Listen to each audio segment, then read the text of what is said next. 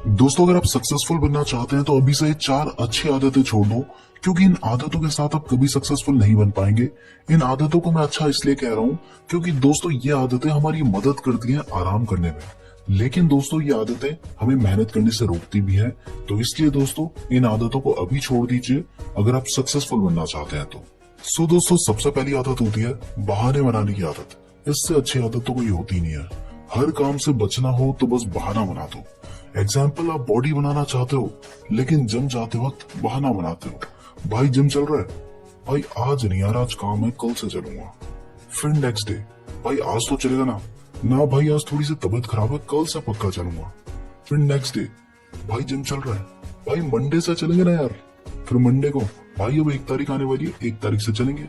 और इस तरह से हम बहाने बनाते रहते हैं। तो भाई अगर आप अपनी लाइफ में कुछ चेंज देखना चाहते हो, सक्सेसफुल बनना चाहते हो, तो सिर्फ 1 हफ्ते ट्राई करके देखो, बहाने मत बनाकर। 1 हफ्ते अभी आप ट्राई करके देखो, आपको अपनी लाइफ में खुद चेंज दिखने लगेगा। उसके बाद आप कभी बहाने नहीं बनाओगे। दोस्तों, दूसरी आदत होती है जल्दी हार मान लेना। हम में से बहुत सारे लोग कोशिश तो करते हैं, लेकिन जब फर्स्ट अटेम्प्ट में सक्सेसफुल नहीं हो पाते हैं तो हार मान लेते हैं और फिर दोबारा कोशिश नहीं करते। सोचो, अगर थॉमस एडिसन ने फर्स्ट टाइम फेल होने के बाद दोबारा कोशिश नहीं की होती, हार मान ली होती, तो हमारे घर में लाइट कैसे होती? थॉमस एडिसन 1000 बार फेल हुए थे, उसके बाद उन्होंने बल्ब इन्वेंट किया था। उसी तरह से दोस्तों रितेश अग्रवाल, जब वो 18 साल के थे तब उन्होंने ओरेबल स्टेज नाम की एक कंपनी शुरू की थी। वो कंपनी फेल हो गई थी। अगर वो उसके बाद दोबारा कोशिश ना करते तो वो ओयो रूम्स कभी नहीं बना पाते। जब वो 21 साल के हुए तब उन्होंने ओयो रूम्स नाम की कंपनी स्टार्ट की और आज ये कंपनी इतनी बड़ी हो चुकी है कि वो 3,500 करोड़ के मालिक है और अभी उनकी उम्र सिर्फ 26 साल है। तो अगर वो पहली बार कोशिश करने के बाद दोबारा कोशिश ना करते तो वो कभी सक्सेसफुल नहीं बन पाते। तो अगर आप फर्स्ट अटेम्प्ट में फेल हो जाते हो तो दोबारा कोशिश करो, तब तक कोशिश करो जब तक आप सक्सेसफुल नहीं हो जाते। दोस्तों, तीसरी आदत होती है अपने सक्सेसफुल ना होने के लिए दूसरों को जिम्मेदार ठहराना। मैं बिजनेस इसलिए नहीं करता क्योंकि मेरी फैमिली सपोर्ट नहीं करती। मेरे एग्जाम में अच्छे मार्क्स इसलिए नहीं आए क्योंकि मेरे टीचर ने सही से नहीं पढ़ाया था, इंपॉर्टेंट क्वेश्चंस नहीं बताए थे। और इस तरह के बहाने बनाकर हम अपनी कमियों को छुपा लेते हैं।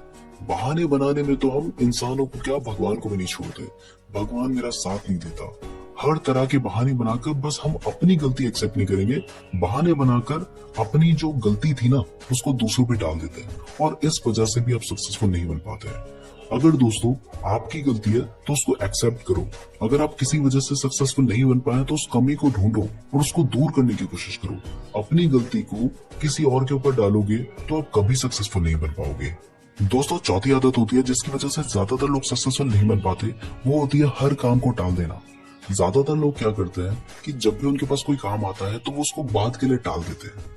इससे होता यह है कि कुछ टाइम बाद उनका मोटिवेशन खत्म हो जाता है और वो उस काम को करते ही नहीं है। जैसे कि अगर आपके पास कोई बिजनेस आइडिया है तो उस आइडिया को इम्प्लीमेंट करने की बजाय ये सोचना कि जब मुझे कोई सपोर्ट करेगा तब वो बिजनेस करूंगा, जब कोई पार्टनर मिलेगा तब वो बिजनेस करूंगा, या फिर जब पैसे आ जाएंगे तब वो बिजनेस करूंगा, ये सोचकर आप अपने काम को टाल देते हैं और फिर बाद में वो काम करते नहीं है, जिस वजह से आप सक्सेसफुल नहीं बन पाते।